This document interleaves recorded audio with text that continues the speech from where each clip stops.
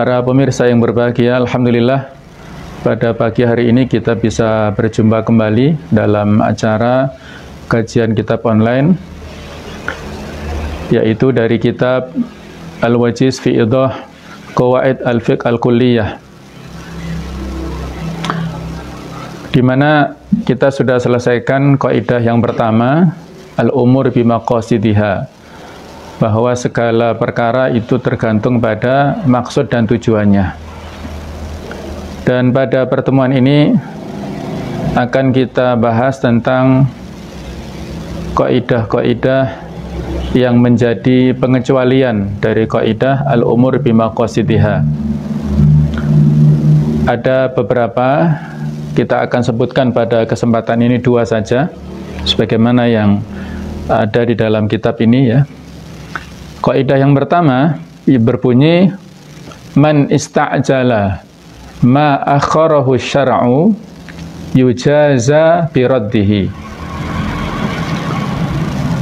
Man, barang siapa, ista'jala, yang terburu-buru, memiliki sifat isti'jal ya, menginginkan sesuatu secara terburu-buru, ma akharahu syar'u, sesuatu yang diakhirkan oleh agama, yujaza biraddihi, maka dia dibalas dengan penolakannya. Artinya adalah orang yang menginginkan sesuatu secara terburu-buru sebelum saatnya, maka dia justru dibalas dengan penolakan, hukumnya menjadi tertolak atau tidak mendapatkan sesuatu itu. Nah, kaidah ini diungkapkan dalam beberapa redaksi yang berbeda oleh para imam madhab ya. Namun memiliki maksud dan tujuan yang hampir sama. Yang saya tuliskan di sini adalah redaksi dari madhab Hanafi. Man ista'jala syai'a, barang siapa yang terburu-buru untuk mendapatkan sesuatu qabla awanihi, sebelum saatnya, sebelum waktunya, uqiba bihirmanihi, maka dia diberikan sanksi, diberikan iqab bihirmanihi, dengan tertolaknya, terhalanginya mendapatkan sesuatu itu. Para pemirsa yang berbahagia, redaksi yang disampaikan oleh mazhab yang lain juga hampir sama dengan yang disampaikan oleh mazhab Hanafi, yang mana makna secara umum yang dikandung oleh kaidah ini adalah inna man yatawassalu bil wasail, sesungguhnya orang yang menggunakan sarana prasarana ghairil masyru'ah, yang tidak disyariatkan, tidak dilegalkan, tidak dibolehkan oleh agama, ta'ajjulan minhu,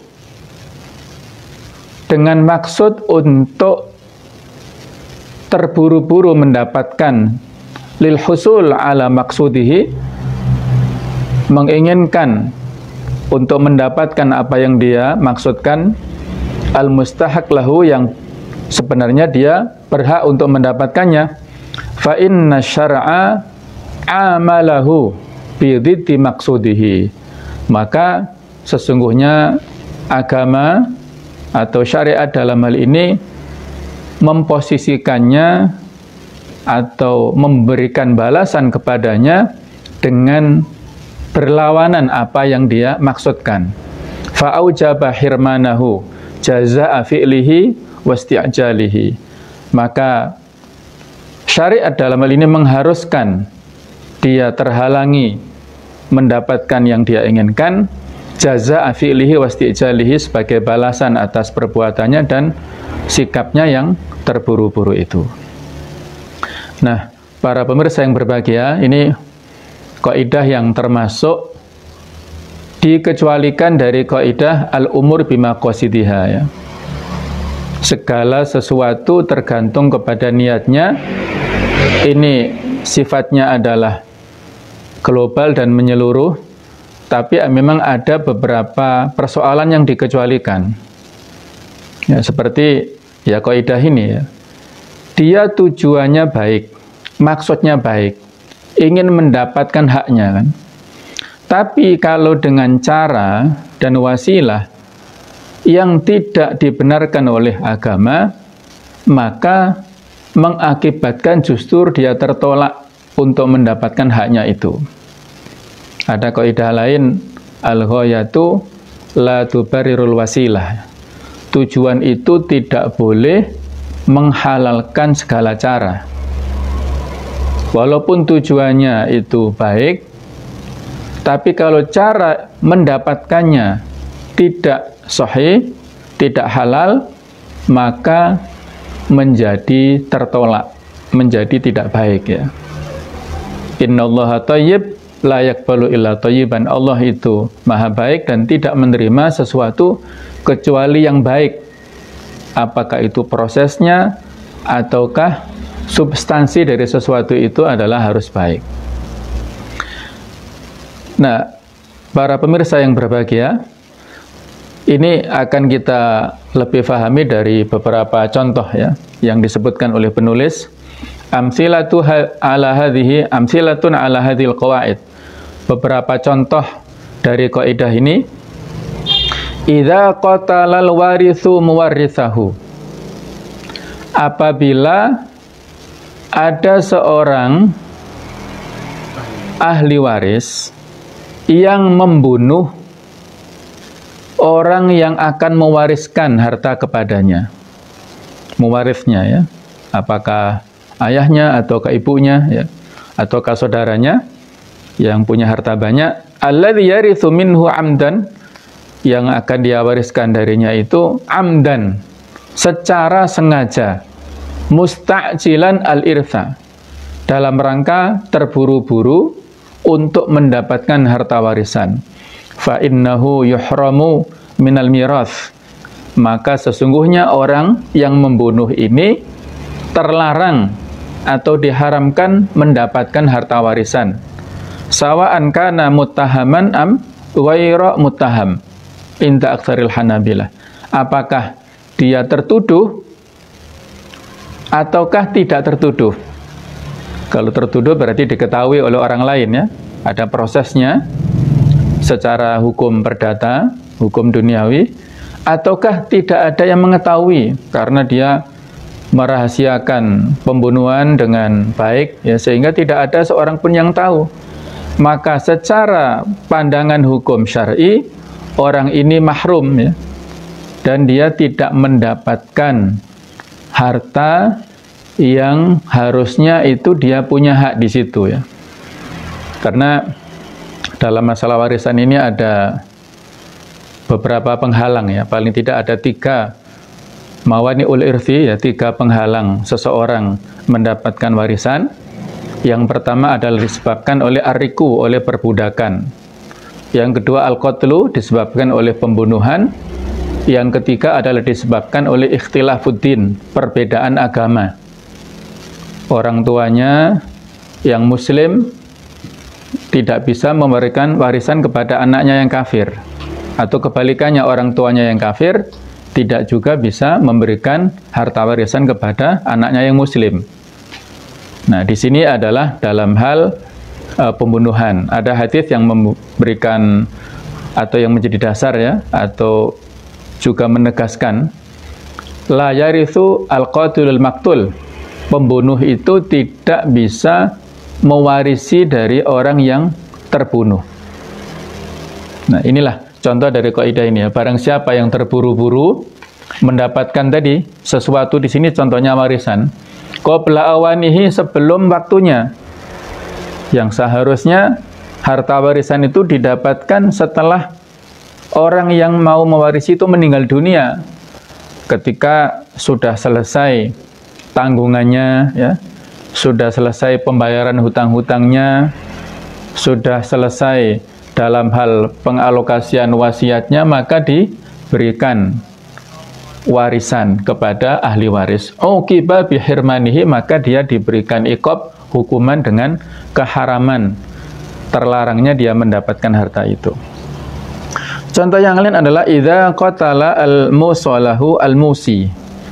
Kalau ada kasus orang yang berhak mendapatkan wasiat membunuh kepada orang yang memberi wasiat. Wasiat ini diberikan kepada al-aqarib ya, atau al-aqriba, kepada famili, sanak kerabat, bukan kepada ahli waris ya. Karena dalam hadis dikatakan la wasiyata li warithin, tidak boleh memberikan wasiat kepada ahli waris karena ahli waris sudah punya hak untuk mendapatkan harta warisan sesuai dengan ketentuan di fiqhul mawarith, di ilmu faraid itu.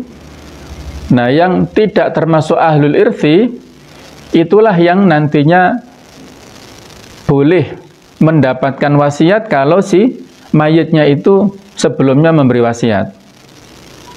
Nanti kalau saya meninggal, maka rumah yang sebelah sana untuk sanak kerabatku yang ini misalnya, itu maksimal 1/3 dari harta yang dimiliki oleh si mayit ya. Jadi maksimal 1/3 itu bisa diwasiatkan.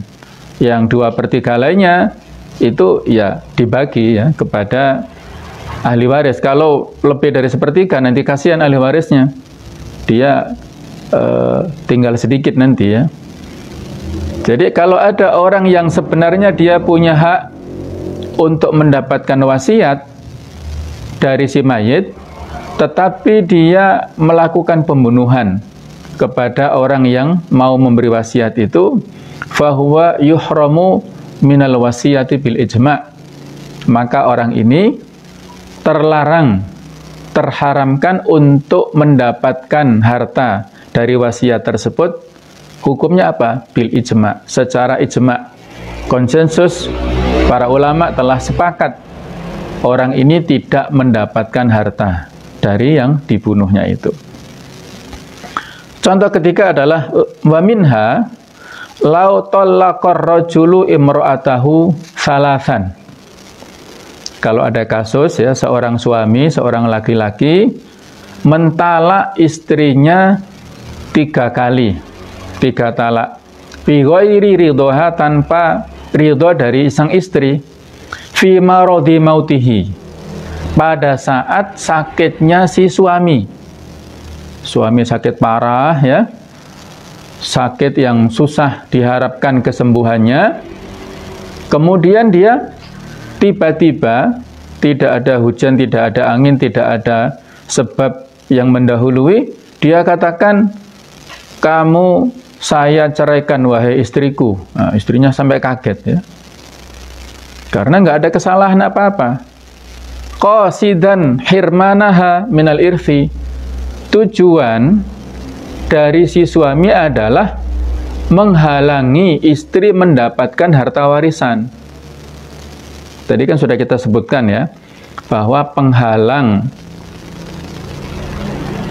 seseorang mendapatkan harta warisan 3: perbudakan, pembunuhan, perbedaan agama. Nah, sebab datangnya warisan, sebab seseorang mendapatkan warisan juga ada 3. Yang pertama nasab, kemudian yang kedua adalah dalam hal an-nikah, yaitu pernikahan ya. Kemudian apa? Saya lupa yang ketiga. Jadi di antara sebabnya adalah pernikahan, al-wilayah. Jadi yang ketiga al-wala ya, yaitu perwalian dalam hal dia apabila tuanya maka bisa mewarisi dari budaknya itu. Nah, jadi sebab yang kedua yaitu azawaj an-nikah, itulah seseorang bisa mendapatkan warisan dari suaminya atau dari istrinya yang meninggal itu. Nah, kalau ada seorang suami yang sakit parah, kemudian dia bermaksud supaya istrinya tidak mendapatkan warisan, akhirnya dia talak istrinya, maka apa? Wa mata, kalau suaminya meninggal, wahiya fil iddah, sedangkan si istrinya pada masa iddah, masa penantian. Kalau masa iddah bagi seorang istri yang suaminya meninggal itu adalah 4 bulan 10 hari ya. Jadi kalau dia pada saat masa iddah itu fa innaha tarithuhu, si istri ini masih berhak untuk mendapatkan warisan dari suaminya. Nah, jadi ini yang dikecualikan ya. Pendapat yang lain bahkan kalau iddahnya atau kalau dia meninggal ya pada masa, jadi ini mohon maaf, bukan iddahnya dihitung karena meninggal, bukan ya, tapi iddahnya dihitung pada saat masih hidup ya. Terus meninggalnya si suami pada masa iddahnya si istri begitu. Kalau iddah suami yang masih hidup, walaupun dia sakit kan masih punya nyawa ya, jadi tergolong masih hidup, maka 3 kali masa sucian ya, salah satu quru itu. Jadi kalau dia masih pada masa iddah, kemudian suaminya meninggal dunia, maka dia berhak mendapatkan harta warisan. Kalaupun suaminya meninggal setelah masa iddahnya selesai, setelah 3 masa sucian tadi ya, tuhur, 3 bulan kurang lebih, walaupun si suami meninggalnya setelah itu, si istri tetap mendapatkan harta warisan dari suaminya ya. Contoh yang lain yang keempat, barangkali ini ada sebagian di antara kita ya. Wa minha, contoh yang lain, al-farru minaz zakah, orang yang lari dari kewajiban zakat qabla tamamil haul, sebelum sempurna 1 tahun, bitanki nisab, dengan pengurangan nisab, au ikhrajihi, atau au ikhrajuhu an milkihi, atau dikeluarkan dari kepemilikannya, iftajibu alaihi zakah, maka kesimpulannya tetap zakat itu wajib kepadanya ya. Jadi misalnya dalam hal uang ya, emas atau perak atau uang cash ya, itu ada nisab, batas minimal seseorang yang mana dia wajib mengeluarkan zakat dari hartanya, itu adalah, para ulama beda pendapat, tapi pendapat yang kuat adalah sekitar atau senilai 85 gram emas. Kalau misalnya 1 gramnya itu dihitung misalnya 500.000 atau mungkin 600.000 ya, tinggal dihitung berapa. Kalau 1 gramnya 500.000 kali 85 gram berapa? 42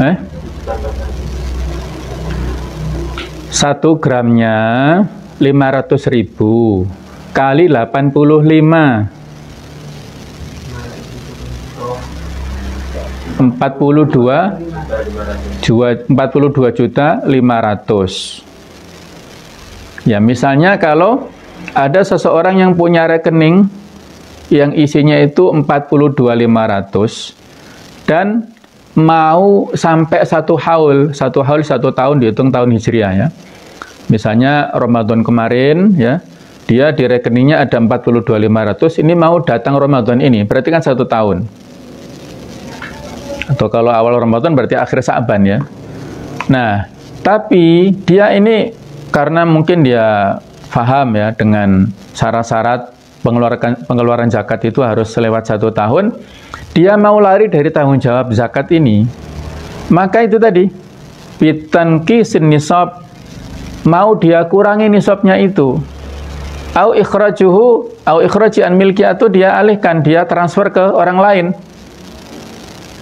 Aslinya dia punya uang 42.500 tadi ya, 42.500.000 tadi dia punya, dan mau sampai 1 tahun, tapi supaya dia tidak mengeluarkan 2,5% dari harta yang dia miliki, dia transfer ke orang lain, atau dia belanjakan sesuatu, tujuannya untuk itu tadi ya, maka dalam hal ini tajibu alaihi zakah, kewajiban zakat tetap kepadanya ya.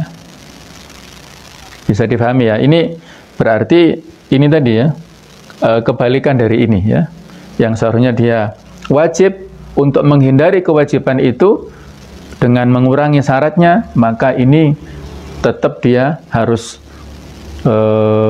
menanggung beban seperti itu. Kemudian contoh yang lain, ya, man tazawwaja imra'atan fi iddatiha min ghairihi, barang siapa yang menikahi seorang wanita pada masa iddahnya wanita itu. Jadi dia masih masa penantian dari suami pertamanya, kemudian si laki-laki ini menikah dengan wanita ini, maka hurimat alaihi alat ta'bid, maka diharamkan ya dia untuk atas kasusnya itu alat ta'bid selamanya. Artinya dia tidak boleh ya menikah dengan wanita itu sebagai bentuk iqab ya bagi dia karena telah melakukan pelanggaran. Karena si istri pada masa iddah itu sebenarnya statusnya masih istri dalam tanda kutip bagi suami pertamanya ya. Dan kalau suaminya mau kembali, mau rujuk kepada istrinya, itu boleh. Tanda rujuknya adalah dengan jima. Itu sudah menjadi tanda. Tapi kalau sudah lewat iddahnya, suaminya ingin kembali juga boleh saja, tapi harus ada akad ulang ya. Kalau belum selesai iddahnya, maka cukup kembali kepada istri yang telah ditalak pada masa iddah itu dengan jima itu. Baik, itu beberapa contoh dari kaidah yang dikecualikan dari kaidah al-umur bimaqasidiha. Mungkin ada pertanyaan di poin pertama ini, silahkan. Ada? Mau ada? Ada yang mau ditanyakan nggak? Ya, nanti kalau ada pertanyaan disimpan untuk sesi terakhir ya. Kita lanjutkan dulu kaidah yang kedua, yaitu pendapat dari mazhab Syafi'iyah. Al-ithar fil qurabi makruhun. Mendahulukan orang lain dalam hal taqarrub, ibadah-ibadah, makruhun, itu terlarang, dibenci. Wa fi ghairiha mahbubun, dan dalam selain ibadah, selain sesuatu yang taqarrub, maka mahbubun, itu dicintai ya, dianjurkan. Makna dari kaidah ini adalah al-ithar. Al-ithar itu maknanya adalah tafdilu al-ghairi ala nafsihi wa taqdimuhu alaihi. Mendahulukan orang lain atas dirinya sendiri ya. Mementingkan kepentingan orang lain atas dirinya. Dalilnya secara umum kalau dalam bab duniawi itu dianjurkan, maka di sini akan ada pembagian ya. Ithar itu ada klasifikasinya. Dalam urusan-urusan dunia maka dianjurkan, matlub, diperintahkan. Tapi kalau dalam hal urusan akhirat ini sesuai dengan tingkat permasalahan tadi ya. Kalau dalam urusan dunia itu dianjurkan matlub ya. Jadi ini dalam pembahasan masalah ukhuwah Islamiyah, persaudaraan sesama muslim ya. Jadi kalau ukhuwah Islamiyah kita punya pembahasan tersendiri ya. Masing-masing di antara kita bisa mengapresiasi atau melaksanakan ukhuwah itu sesuai dengan tahapan-tahapannya. Tahapan ukhuwah yang paling rendah itu adalah salamatus sodr. Kita cinta kepada orang lain, kepada saudara muslim yang lain, tapi memiliki itu tadi, salamatus sodr, yaitu kelapangan dada. Tidak ada rasa dengki, tidak ada rasa benci ya. Kita tidak ada rasa ghil. Wala taj'al fi qulubina ghillan lil ladzina amanu. Janganlah kami jadikan pada hati kami itu perasaan iri dengki kepada sesama muslim ya. Yang lebih tinggi dari itu adalah an yuhibba li akhihi ma yuhibbu li nafsihi. Cinta kepada orang lain sebagaimana dia cinta kepada dirinya sendiri. Kalau kita tidak ingin diperlakukan dengan perlakuan yang kasar kepada diri kita, maka kita tidak memperlakukan itu kepada orang lain. Dan ithar ini adalah puncak daripada tahapan ukhuwah itu. mendahulukan kepentingan orang lain atas kepentingan pribadi kita. Cuman yang perlu diingat adalah itsar ini dalam urusan dunia, urusan harta, urusan tahta, urusan terkait dengan masalah jabatan, masalah dan macam-macam, itu kita utamakan orang lain. Ketika kita lihat orang lain itu lebih punya kompetensi, ya punya sifat amanah, maka kita utamakan orang lain. Kalau dalam sejarah bisa kita lihat bagaimana itsar para sahabat dulu ya. Latar belakang turunnya surat Al-Hasyr ayat 9. Wa yu'thiruna ala anfusihim walau kana bihim khasasah. Dan mereka mengutamakan kepentingan orang lain atas diri mereka sendiri walaupun mereka dalam keadaan butuh. Ini cerita orang-orang Ansor ya yang ada di Madinah. Mereka ini adalah orang-orang yang sangat mulia hatinya. Jadi ada satu keluarga yang kondisinya miskin, ya, mau kedatangan tamu. Suami berkata kepada istrinya, wahai istriku, kita akan kedatangan tamu ini. Apakah masih ada makanan untuk keluarga kita? Kata istrinya, wahai suamiku, makanannya hanya cukup untuk anak-anak kita. Bahkan kita sendiri nggak ada makanan. Hanya tersisa untuk anak-anak kita. Maka suaminya berkata, tamunya ini mau datang pada malam hari, ya. Maka kondisikan anak-anak kita supaya tertidur dulu ya. Habis sholat Isya langsung tidurkan anak-anak. Maka dilaksanakanlah oleh sang istri ya. Ketika tamunya datang, anak-anaknya disuruh tidur walaupun kondisinya dalam keadaan lapar ya. Kemudian lampunya dimatikan. Suami istri menerima tamu dalam keadaan lampu mati, seolah-olah mereka dalam keadaan yang siap makanannya. Si tamunya datang dengan dipersiapkan makanan untuk tamunya. Tamunya memakan hidangan yang pas-pasan tadi seharusnya untuk hak anak-anak. Kemudian si tuan rumah, suami istri ini seolah-olah kalau di kita seperti piring ya atau sendok ada semacam persepsi bahwasanya tuan rumah juga sama-sama makan ya.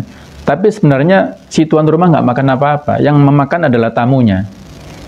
Maka pada keesokan harinya, ketika suami istri ini melaporkan kejadian itu kepada Rasulullah SAW, beliau, Nabi SAW, sudah mendapatkan wahyu dari Allah ya, tentang kejadian yang dialami oleh keluarga ini. Maka wahyu yang turun adalah surat Al-Hasyr ayat 9 ya. Wa yu'thiruna ala anfusihim walau kana bihim khasasah. Mereka mendahulukan kepentingan orang lain atas dirinya walaupun keluarga ini, orang Ansor ini dalam keadaan butuh. Nah, seperti itulah generasi awal yang luar biasa ya. Mereka sangat luar biasa dalam hal akhlak itsarnya ini. Ini dalam hal duniawi ya. Dalam hal yang terkait dengan masalah dunia dengan segala macam isinya termasuk makanan di sini kan. Ada lagi contoh kisah yang terjadi pada saat selesai perang Yarmuk yang kurang lebih terjadi pada tahun 12 atau 13 Hijriyah itu. Jadi selesai perang Yarmuk, ada seorang sahabat yang meneliti barangkali masih ada orang yang hidup di antara tentara-tentara itu. Sahabat ini mau ngasih minum. Nah, ketika dia mendengar rintihan dari salah seorang, itu dia datang. Orang pertama yang merintih kesakitan dalam kondisi hampir sakaratul maut itu adalah Ikrimah bin Abu Jahal. Dia merintih.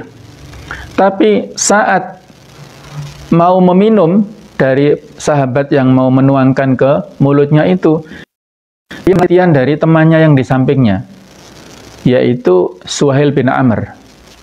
Kata Ikrimah, kasihkan ke Suhail, dia lebih membutuhkan daripada aku.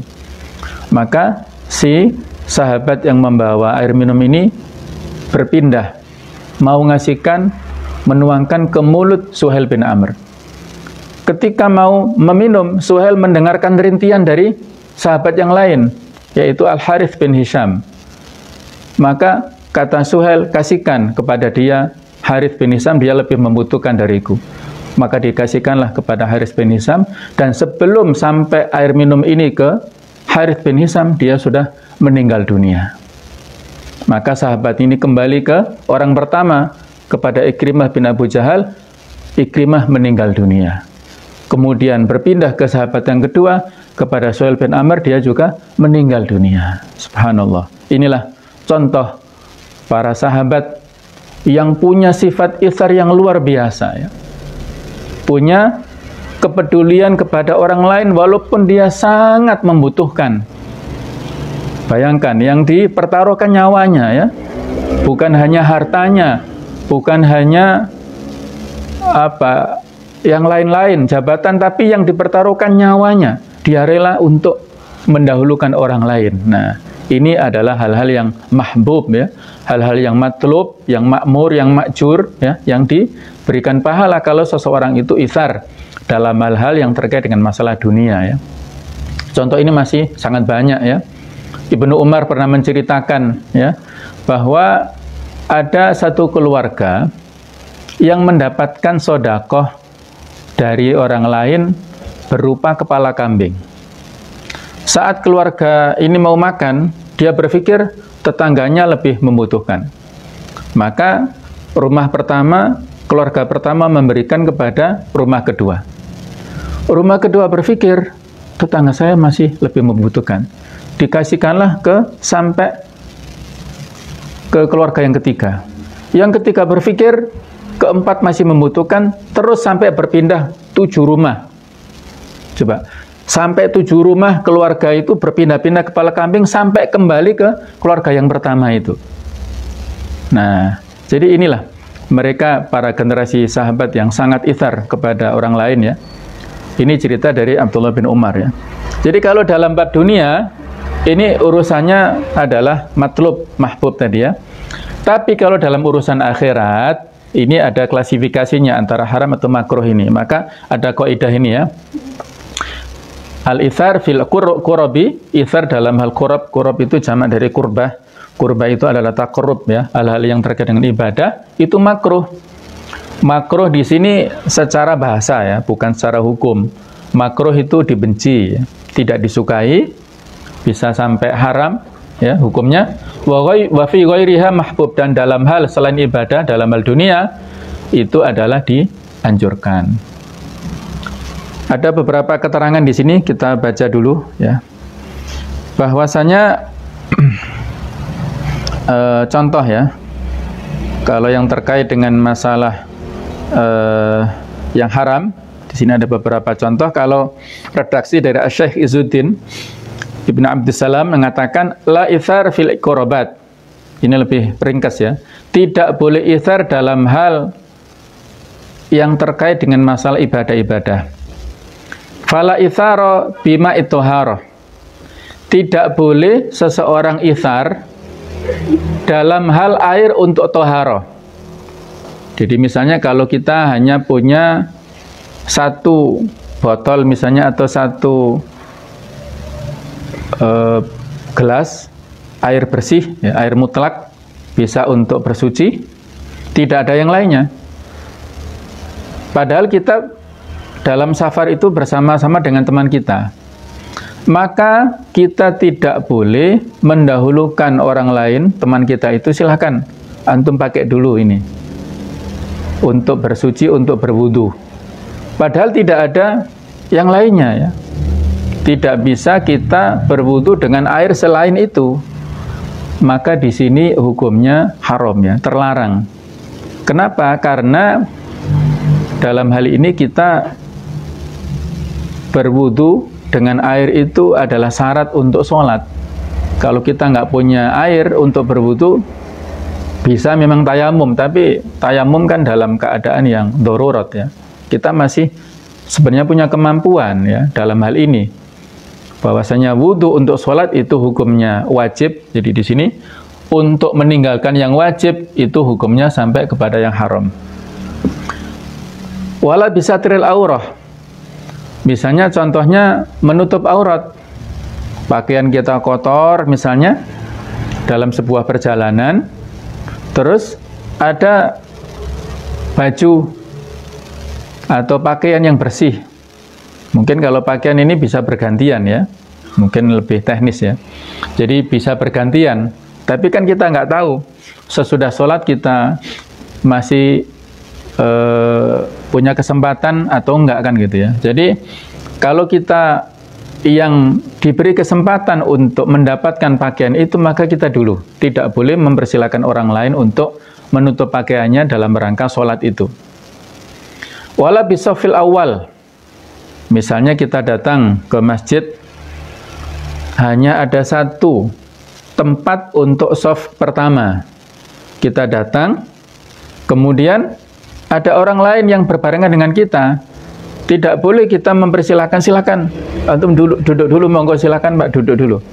Tidak boleh, kecuali ada catatannya kalau kita datang bersama dengan orang tua kita, dengan bapak kita ya. Ini ada pengecualian ya. Kalau kita bersama-sama datang dengan bapak kita persilakan bapak kita duduk dulu nggak apa-apa, supaya tidak timbul dzon ya, persangkaan. Anakku kok nggak menghormatiku misalnya ya. Kalau ada timbul dampak-dampak seperti itu, maka boleh ya mempersilakan ayahnya duduk di saf pertama, kemudian anaknya di belakangnya. Karena dalam hal keutamaan sholat jamaah ini, di samping saf pertama juga ada semacam tawaran ya dari para sahabat untuk malaikat berdoa mendapatkan, memberikan rahmat kepada saf kedua juga, bahkan saf ketiga juga ya. Jadi saf-saf pertama, kedua, sampai ketiga itu mendapatkan rahmat, doa dari malaikat ya, rahmat dari Allah. Jadi waqat yakunu al-ithar fil qurabi haraman au makruhan au khilafal aula ya. Jadi hukumnya antara haram dan makruh tergantung itu tadi.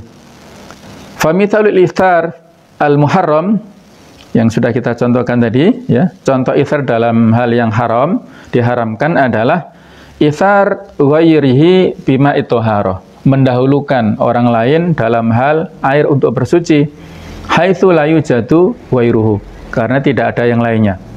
Au ithar ghairihi bisatril aurah fi shalah, yang sudah kita contohkan tadi, atau dalam hal soft tadi. Sedangkan yang dimakruhkan an yakuma rajulun an majlisi fi sofi li ghairihi. Jadi kalau ada seseorang ya yang sudah duduk, kalau tadi kan belum duduk, kalau ini sudah duduk di softnya, kemudian ada orang lain, dipersilakan menempati duduknya, terus dia bergeser. Nah itu makruh, karena ada sebuah hadis, idza qama lahu rajulun an majlisi lam yajlis fihi. Kalau ada seseorang yang berdiri dari tempat duduknya, maka janganlah dia mendudukinya. Artinya orang yang duduk itu lebih berhak untuk mendapatkan tempatnya. Jadi kalau misalnya kita sudah datang ke masjid ya, sudah gelar sajadah sebagai simbol itu punya kita, terus kita itikaf di situ sambil menunggu waktu sholat misalnya, terus kita keluar sebentar untuk wudhu misalnya karena batal, maka orang lain yang datang itu tidak berhak untuk menempati tempat duduk yang sudah ya dalam tanda kutip kita kapling dulu itu ya. Kita booking dulu itu dengan sajadah itu tidak boleh ditempati oleh orang lain yang datang belakangan ya. Nah kalau kita sudah duduk, kemudian ada orang lain disuruh untuk menempati duduk kita, ini makruh, tidak sampai pada derajat yang haram ya. Karena ada himbauan tadi itu ya, tidak boleh menempati, menyuruh orang lain berdiri, kemudian kita tempati tempat duduknya. Baik. Itu kalau satu soft, tapi kalau misalnya dia di soft kedua, kita soft pertama, itu tidak boleh ya. Kalau yang tadi yang makruh itu hanya satu soft saja. Baik, itu ya, itu poin yang terkait dengan masalah ithar. Poin terakhir dari kaidah kita ini, sesuatu yang terlarang seperti zina, minum khamr, dan perbuatan-perbuatan haram lainnya, la yahtaju ila niyatin, tidak membutuhkan niat lil khuruj an uhdatin nahyi, untuk keluar dari wilayah atau dari masa dari sesuatu yang terlarang itu.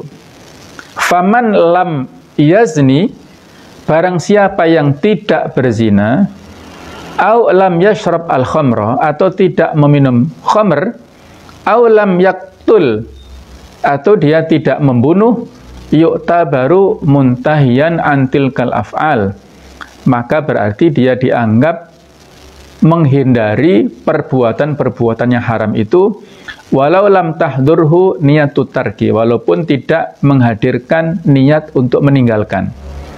Jadi meninggalkan segala sesuatu yang terlarang itu tidak membutuhkan niat.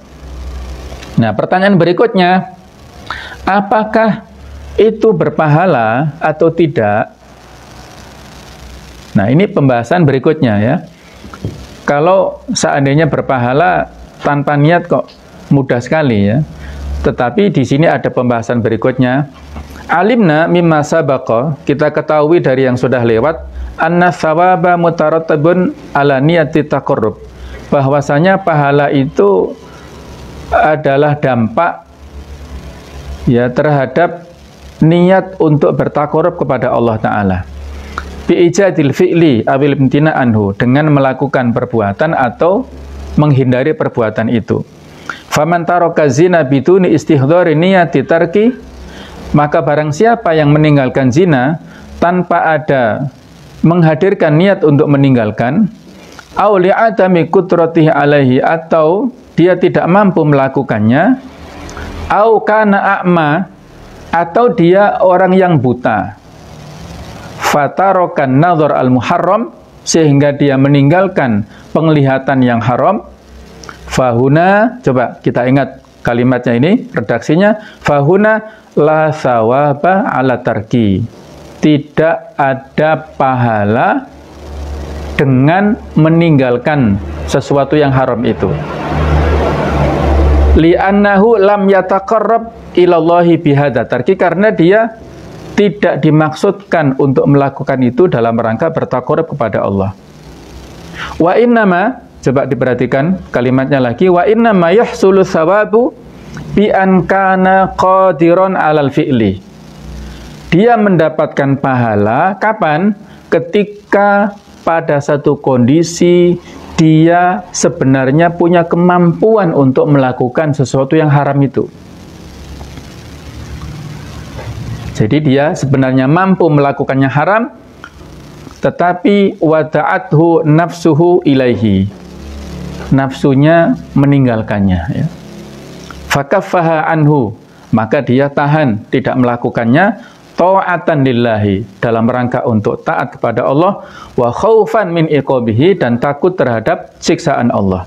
Fahuwa yuthabu bihadiniya, maka orang inilah yang mendapatkan pahala dengan niatnya, la bimujarradi tarki, bukan hanya semata-mata meninggalkannya.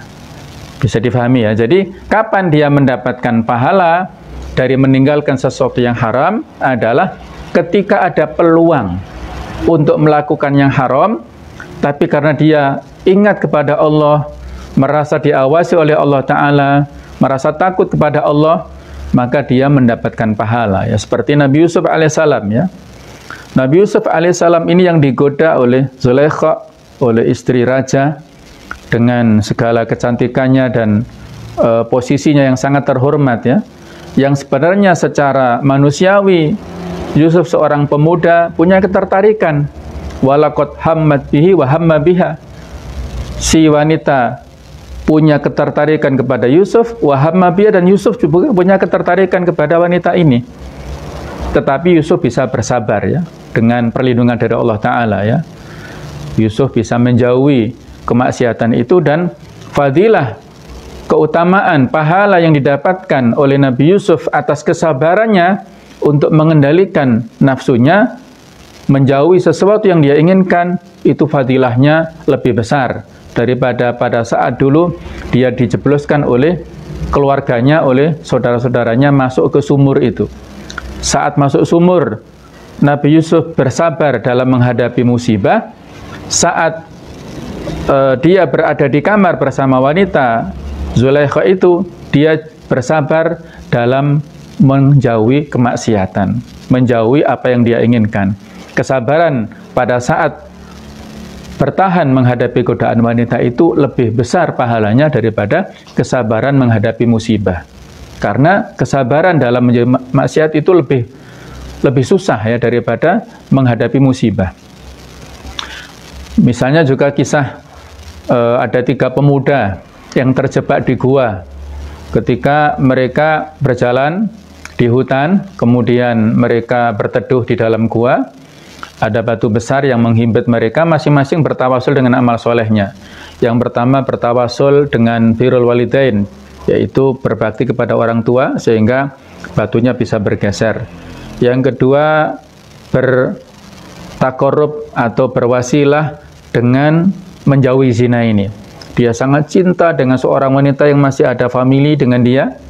Kemudian dia ada peluang untuk bergaul dengan wanita ini, tapi dia takut kepada Allah, akhirnya meninggalkan wanita tersebut yang sudah dikasih harta ya pada dia olehnya, tapi dia takut kepada Allah, maka dia tinggalkan wanita itu.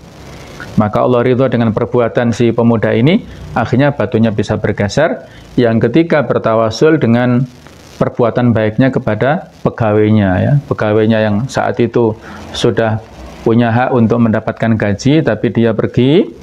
Maka gaji itu digunakan untuk modal usaha, sudah berkembang sangat banyak. Beberapa tahun kemudian si pegawainya ini datang minta haknya. Maka dia katakan, semua yang kamu saksikan ini adalah hakmu, karena dulu modalnya dari gajimu yang kamu tinggalkan. Maka Allah juga ridho. Nah, contoh yang kedua adalah terkait dengan bab ini ya. Dia meninggalkan sesuatu yang haram. Ada niat tadi, niatnya khauf tadi, niat untuk takut kepada Allah. Itu baru dapat pahala. Kalau tidak ada suasana atau kondisi yang menjadikan dia harus melakukan kemaksiatan itu, tetapi dia karena takut, maka ya tidak mendapatkan pahala ya.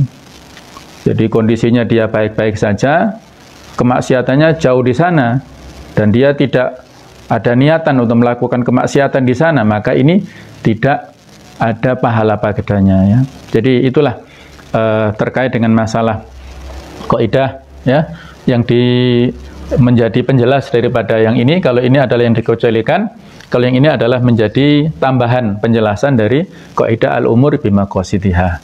Allahu a'lam bishawab. Mudah-mudahan bisa kita fahami dari kaidah ini dan bisa kita jadikan sebagai pedoman dalam rangka untuk mengambil sikap dinamika di kehidupan kita sehari-hari. Kalau ada yang mau ditanyakan, kami persilahkan.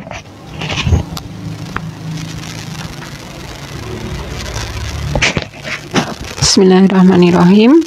Ini ada pertanyaan di Facebook yang juga sedang ikut menyaksikan. Ada orang yang menikahi wanita yang masih iddah. Jadi mungkin wanita ini dalam kondisi sudah bercerai, kemudian masih masa iddah, lalu dinikahi. Bahkan sudah hamil sebelumnya. Kemudian menikah siri. Anak lahir sampai besar, kemudian nikah sah di KUA setelah anaknya lahir ya. Ini bagaimana Ustadz? Melihat yang dijelaskan Ustadz tadi, dia harusnya tidak boleh menikah selamanya dengan wanita tersebut.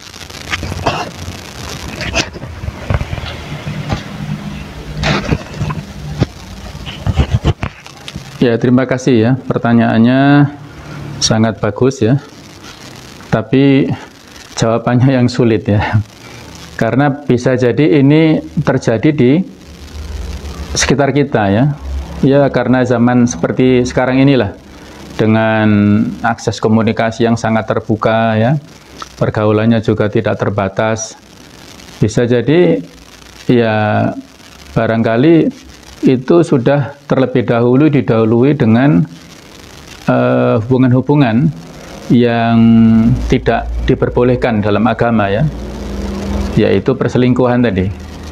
Nah, misalnya begitu ya, bisa jadi. Jadi dalam hal ini sudah kita jelaskan ya, sebagaimana contoh yang sudah kita sampaikan, man tazawwaja imra'atan fi iddatiha, barang siapa yang menikahi seorang wanita pada masa iddahnya. Perhatikan di sini masuk kaidah ini ya. Dia ingin mendapatkan sesuatu sebelum waktunya. ya, dia sebenarnya halal menikahi wanita itu, tapi nanti dulu kalau iddahnya sudah selesai kan. Kalau dia terburu-buru untuk mendapatkan sesuatu yang belum waktunya, uqiba bihirmani, maka dia diberikan sanksi dengan terlarang mendapatkan sesuatu itu. Maka di sini dikatakan hurrimat alaihi ala ta'bid, selamanya malah diharamkan, nggak boleh dia nikahi. Nah, berarti di sini kan status pernikahannya tidak sah. Maka kalau tadi ceritanya sudah sampai datang ke KUA, atau misalnya tadi nikah siri dulu ya, kemudian datang ke KUA, saya nggak tahu kan ini terputus ya ceritanya kan. Jadi nikah sirinya ini pada masa iddah, kemudian setelah nikah siri ini apa yang dilakukan? Memang nikah siri ini polemik ya, atau dia menjadi permasalahan lah. Tapi kalau dalam pandangan agama ini kan bertentangan ya dengan hukum legal formal, hukum perdata yang sudah diatur Undang-Undang Perkawinan nomor 1 tahun 74 yang sekarang kayaknya sudah diperbarui itu ya. Jadi walaupun halal secara syar'i, tapi kalau tidak tercatat halal secara formal undang-undang negara kita, ini menjadi bermasalah ya, menjadi masalah. Jadi kalau misalnya dilihat dulu, kalau misalnya dia pada saat selesai nikah siri itu tidak ada kontak fisik, tidak ada hubungan, kemudian dia datang ke KUA, tentunya kan KUA tidak segegabah itu ya. KUA kan pasti menikahkan orang itu dengan syarat-syarat yang lengkap. Kalau dia statusnya seorang janda, maka harus ada surat cerai resmi dari pengadilan agama yang menunjukkan bahwasanya wanita itu tidak ada ikatan dengan orang lain. Artinya dia sudah terbebas ya. Kalau si wanita ini ternyata masih dalam proses tadi ya iddah, apalagi tadi misalnya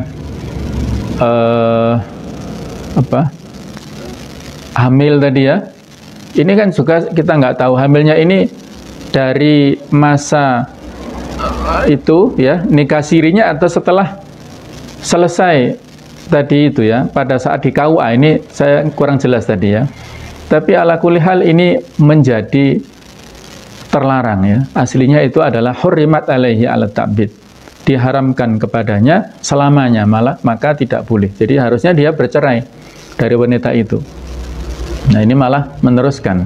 Ini karena akibat ketidakfahaman dari kita ya, dari kaidah seperti ini, sehingga ya Allahul musta'an ya, mudah-mudahan Allah memberikan perlindungan ya kepada kita semua dari yang seperti itu. Ini sekaligus pelajaran yang perlu untuk kita fahami ya, sebagai seorang muslim harus faham tentang hukum dulu ya. Faham tentang hukum sebelum melakukan sesuatu. Jadi saya kira mungkin ada sisi-sisi kebohongannya di KUA tadi ya. Bisa jadi dia tidak mengaku menikahi secara siri dulu ya, itu mungkin nggak terungkapkan di KUA ya. Allahu a'lam bishawab. Jadi memang ini kaitannya dengan hablum minallah, soal fikih, soal hukum akhirat nanti ya. Kalau soal dunia kita bisa berbohong, kita bisa mengelabui, bisa mensiasati ya. Tapi kalau soal hukuman nanti di akhirat itu, hukuman ataupun pengadilan Allah itu maha adil, tidak ada kezaliman ya. Jadi saya kira itu, saya tidak bisa memberikan sebuah jawaban yang memuaskan ya. Ini patut untuk dijauhi. Fenomena seperti itu patut untuk jadi kewaspadaan dan dijauhi oleh kita semuanya. Allahu a'lam bishawab. Ada yang mau ditanyakan lagi? Silakan. Ada, silakan. Untuk mengisi beberapa menit, silakan.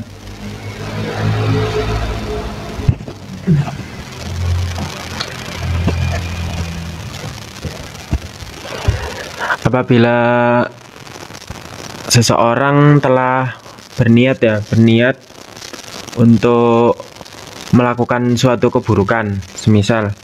Lalu di tengahnya itu ia mendapat sebuah seperti ada halangan atau sesuatu yang menyebabkan dia tidak bisa melakukan sebuah kemaksiatan itu.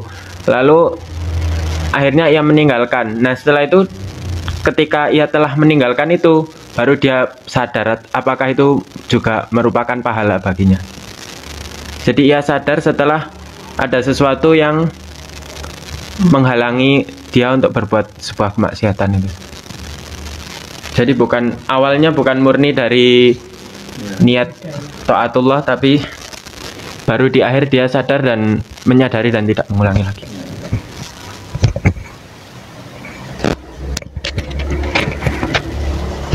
Jadi saya kira ini mirip dengan kisah yang saya sampaikan tadi ya, tentang 3 orang tadi ya.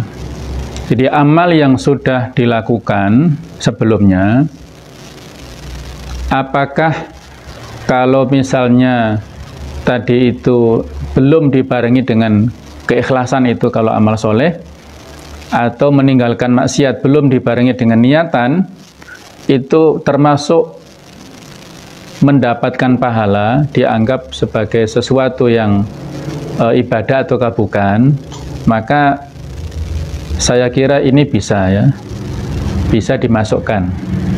Jadi barangkali ini menjadi pembicaraan khusus ya. Sebenarnya yang sudah kita bahas, yang namanya niat itu kan harus di awal waktu ya, atau di awal pelaksanaan ibadah itu kan. Tapi kalau yang kita contohkan ya, tentang 3 orang tadi kan, doanya masing-masing, ya Allah, seandainya yang saya lakukan itu adalah ikhlas karenamu, untuk mencari pahala darimu, maka keluarkanlah kami dari himpitan batu besar di gua ini kan. Itu masing-masing kan berkata seperti itu ya. Artinya bisa jadi yang dilakukan pada saat awal-awal itu kaitannya dengan muamalah. Tetapi pada akhirnya dia karena memang betul-betul ya tidak ada tendensi duniawi, kemudian dia tegaskan pada saat itu untuk mendapatkan keikhlasan, maka Allah akhirnya menerima amal yang dilakukan oleh 3 orang ini. Termasuk tadi itu kalau kita barangkali karena belum paham atau pada awalnya belum memiliki pengetahuan yang banyak tentang masalah agama, tapi sebenarnya yang dijauhi pada saat dulu itu adalah sesuatu yang memang diperlukan ya. Artinya dia memerlukan harus menjauhi segala sesuatu yang haram itu, maka disinilah yang masuk dalam kaidah kita ini ya. Jadi walau lam tahdurhu niyatu tarki, tadi sudah kita sebutkan, walaupun dia tidak menghadirkan niat meninggalkan, itu sudah berpahala pada saat dia meninggalkan sesuatu yang haram yang dia sebenarnya punya peluang untuk melakukan itu, walaupun sebenarnya dia tidak niat ikhlas karena Allah, tetapi ini otomatis mendapatkan pahala. Itu kan tadi sudah kita sebutkan ya. Allahu a'lam bishawab. Baiklah para pemirsa yang berbahagia, mudah-mudahan bisa kita fahami dari kaidah al-umur bimaqasidiha dengan rinciannya dan pengecualiannya ini, dan mudah-mudahan Allah Ta'ala menerima seluruh amal ibadah kita, dan Allah juga memberikan kekuatan kepada kita untuk menjauhi segala sesuatu yang haram, dan yang semua itu adalah menjadi kemudahan bagi kita ya untuk menghadapi segala macam fitnah dunia, dan kita mudah-mudahan selalu dalam bimbingan ma'unah dari Allah Ta'ala, kita semuanya, keluarga kita semuanya, dan memberikan kesabaran kepada kita semuanya. Kemudian kita bisa istiqomah dalam melaksanakan ketaatan ya, dalam menjauhi kemaksiatan, dan kita diwafatkan Allah Ta'ala dalam keadaan yang husnul khatimah. Demikian kurang lebihnya, mohon maaf. Subhanakallahumma wa bihamdik, asyhadu an la ilaha illa anta, astaghfiruka wa atubu ilaik. Wassalamualaikum warahmatullahi wabarakatuh. Waalaikumsalam warahmatullahi wabarakatuh.